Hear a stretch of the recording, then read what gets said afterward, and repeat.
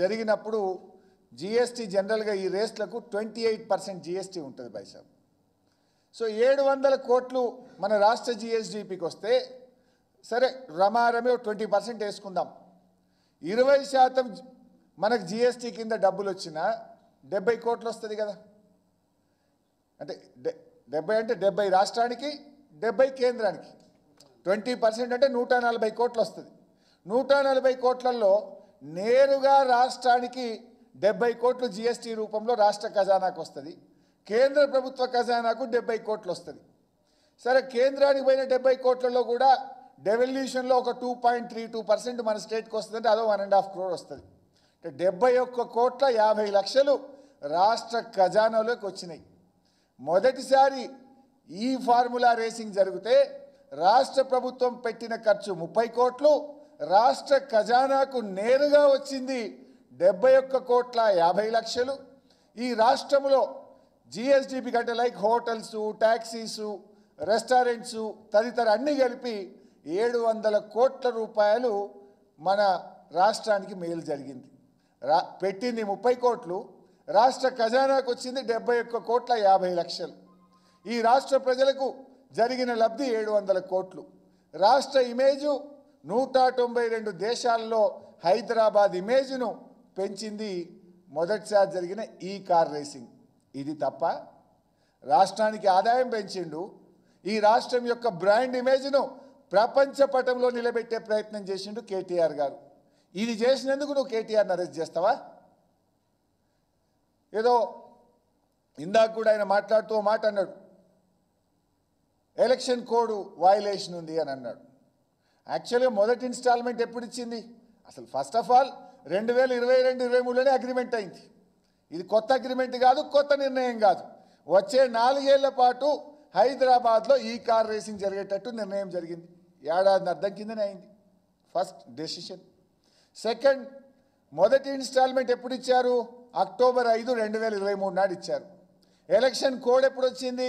October 9, 2023 వచ్చింది. ఇక code ఎక్కడిది? ఒక నిర్ణయం ఏదైనా జరిగితే ఆన్గోయింగ్ ప్రాసెస్, దానికి ఎలక్షన్ కోడ్కు రాదు. అన్ని పచ్చి అబద్ధాలు. నిజంగా ఎలక్షన్ కోడ్ ఒకవేళ వయలేషన్ 1 నిమిషానికి ఉందనుకుందాం, ఉంటే ఎలక్షన్ కమిషన్ చూస్తుంది. ఏసీబీకి ఏం పనండి నాకు అర్థం కాదు. ఒకవేళ ఎలక్షన్ కోడ్ ఆఫ్ కండక్ట్ ఏదైనా ఉంటే గింటే లేనే లేదు, అది ఎలక్షన్ కమిషన్ చూడాలి. ఏసీబీకి ఏం సంబంధం? ఏసీబీని అడ్డం పెట్టి నువ్వు ఎట్లా కేసు పెట్టే ప్రయత్నం చేస్తావు? అంటే పగ ప్రతీకారం. కేటీఆర్ నిన్ను అడుగడుగు నిలదీస్తుండ కనుక పగతో నువ్వు ఇలాంటి ప్రయత్నం చేస్తూ ఉన్నావు. అంటే అసలు కరప్షనే లేని దగ్గర ఏసీబీ కేసు పెడుతుండు. ఇక్కడ ఇంకో జోక్ బైసాబ్, ఏసీబీ కేసులో A1గా కేటీఆర్, A2గా ఒక అధికారిని పెట్టినట్టున్నాడు. అసలు డబ్బులు పోయిన కంపెనీ పేరు ఎందుకు పెట్టలేదు? ఇలా కేటీఆర్కి అయితే సంబంధం లేదు. రాష్ట్ర ప్రభుత్వం హెచ్ఎండి అకౌంట్ నుంచి ఆ ఈ ఫార్ములా కంపెనీకి పోయింది. ఆ కంపెనీ మీద ఎందుకు కేసు పెట్టలేదని అడుగుతున్నా. అంటేనే అర్థమవుతుంది కదా, నీ లక్ష్యం కంపెనీ కాదు, నీ లక్ష్యం కేటీఆర్ని అరెస్ట్ చేసి కుట్రతోని జైల్లో పెట్టాలి. నువ్వు డబ్బులు ఏ అకౌంట్లకు పోయినాయి, దాని మీద ఎందుకు కేసు నమోదు చేయలేదు? ఇంకా జోక్ ఏంటంటే బైసాబ్, మొన్న సాయంత్రం 5 గంటలకేమో ఫిర్యాదు చేసిండ్రు. ఎవరు? ప్రిన్సిపల్ సెక్రటరీ దానం కిషోర్ గారు మొన్న సాయంత్రం ఫిర్యాదు చేస్తారట.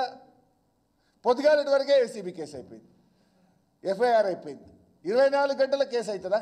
ఒక ఫిర్యాదు వస్తే విచారణ జరగాలి, దాని వెనక ముందు అన్ని నిజానిజాలు తెలుసుకొని ఎఫ్ఐఆర్ చేయాలి.